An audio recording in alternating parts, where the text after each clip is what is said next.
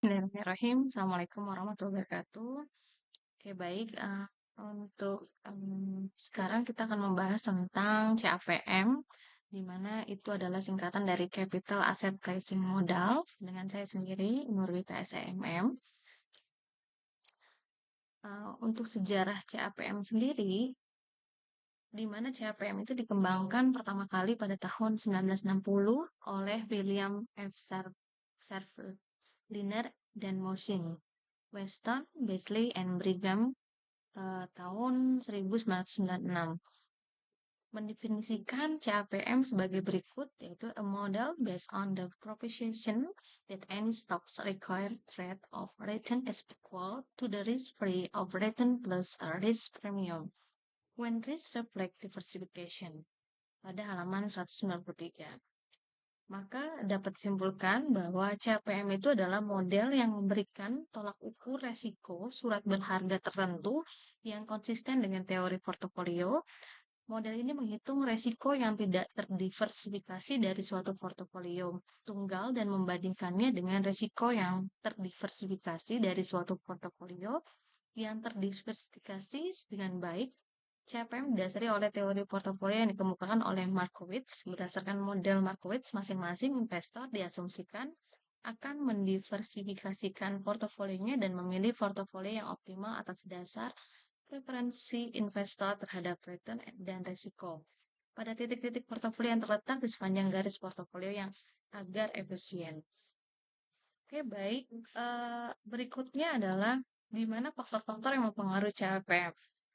Pendekatan Capital Asset Pricing Model atau CAPM, model CAPM itu dipengaruhi oleh 3 faktor, yaitu besarnya tingkat bunga bebas risiko atau risk-free rate, atau bisa disebut RF, kemudian risiko sistematis yang ditunjukkan oleh koefisien beta, dan premium risiko pasar yang ditunjukkan oleh selisih antara return pasar dengan return saham, atau RM dikurang RI. Kemudian rumus untuk model CAPM ini adalah RI sama dengan RF ditambah buka kurung RM dikurang RI tutup kurung beta I, di mana RI itu adalah tingkat return saham yang diharapkan, RF itu tingkat return bebas resiko, RM itu adalah return portofolio pasar yang diharapkan, kemudian beta I koefisien beta saham I. Oke, baik, langsung kita masuk ke studi kasusnya. Di sini bisa dilihat sebuah perusahaan melakukan investasi pada saham dengan mengharapkan tingkat keuntungan sebesar 13,5% ya. Dan oke, di sini 13,5%. Dan tingkat keuntungan bebas risiko sebesar 10%. Dari data 10 tahun diketahui bahwa nilai beta adalah 1,45.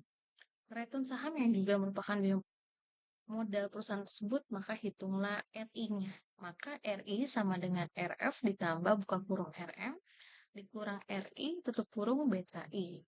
Maka di sini kita lihat RF-nya itu adalah yang bebas dari risiko ya 10%, 10 bagi 100 0,10 ditambah RM-nya itu adalah tingkat keuntungan yang diharapkan sebesar 13,5%, 13,5 dibagi 100 jadi 0,13,5 dikurang RI-nya kita anggap adalah 0,10 itu dari keuntungan bebas risiko juga. Kemudian 0,135 dikurang 0,10 dikali BI atau beta I-nya itu sebesar 1,45. Jadi kali 1,45. Maka kita kalikan dulu, baru kita tambahkan 0,10. Hasilnya adalah 15,075%. Oke, semoga membantu dari paparan yang saya berikan. Akhir kata saya ucapkan terima kasih. Salam sejahtera untuk semua. Assalamualaikum. Terima kasih.